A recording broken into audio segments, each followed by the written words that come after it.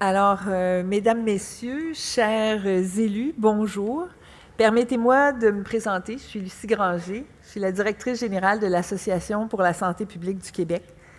Et je vous souhaite la plus cordiale des bienvenues à cette journée unique qui s'inscrit sous le signe du partage, du dialogue et de l'action et qui a pour thème « Bâtir une ville en santé, un rôle gagnant pour les élus ».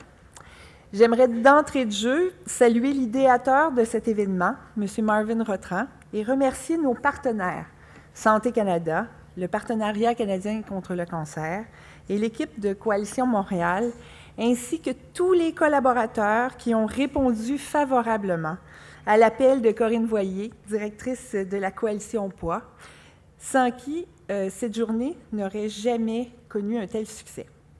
Un merci chaleureux et tout particulier à chacune et chacun d'entre vous pour avoir aménagé une place de choix à cette journée conférence dans vos emplois du temps respectifs. Ce qui nous réunit aujourd'hui, c'est notre passion commune pour cette valeur universelle, ce droit fondamental de toute personne qu'on tient trop souvent pour acquis et qu'on appelle la santé. Tout le monde s'accorde pour dire que pour bâtir une ville en santé, il est indispensable que les citoyens qui la peuplent soient eux-mêmes en santé.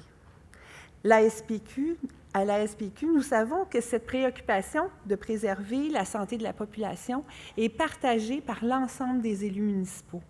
Au fait, pourquoi devrions-nous prioriser la santé de la population?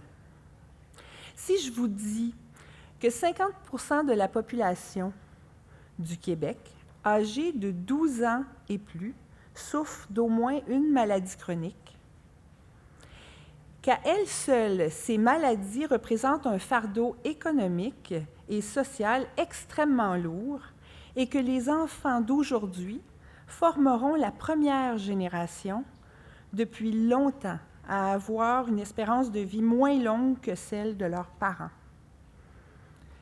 Comment réagissez-vous? Voilà qui porte à réfléchir. La solution consiste à investir et surtout à agir en prévention. C'est la clé. Prévenir, c'est définitivement guérir. Ainsi, nous savons que 80% des cas de maladies cardiovasculaires et d'AVC, 80% des cas de diabète de type 2 et 50% des cancers sont évitables en adoptant de meilleures habitudes de vie. Les municipalités ont le pouvoir de rendre nos environnements plus favorables à l'adoption de saines habitudes de vie et ainsi faciliter les choix santé aux citoyens. Chaque municipalité joue un rôle stratégique dans la promotion de la santé et du bien-être et par ricochet dans la prévention des maladies chroniques. Laissez-moi vous illustrer le tout au moyen de quelques exemples éloquents. Faciliter l'accès aux fontaines d'eau permet, entre autres, de donner un véritable choix santé, économique, éco-responsable aux citoyens pour leur hydratation. Le design urbain, le système de transport et l'occupation du sol ont des effets bénéfiques sur l'activité physique, l'alimentation, l'obésité et, ultimement, aident à prévenir les maladies chroniques. L'aménagement de pistes cyclables comporte plusieurs avantages. Il encourage un mode de déplacement actif, réduit d'un côté les gaz à effet de serre, les embouteillages, la pollution, air et bruit, augmente les niveaux d'activité physique et favorise enfin les interactions sociales. Ce ne sont là que quelques exemples qui illustrent bien que tout le monde gagne à penser santé et à agir en prévention. Les actions des élus confirment l'importance du rôle des municipalités dans la création de milieux de vie favorables à la santé.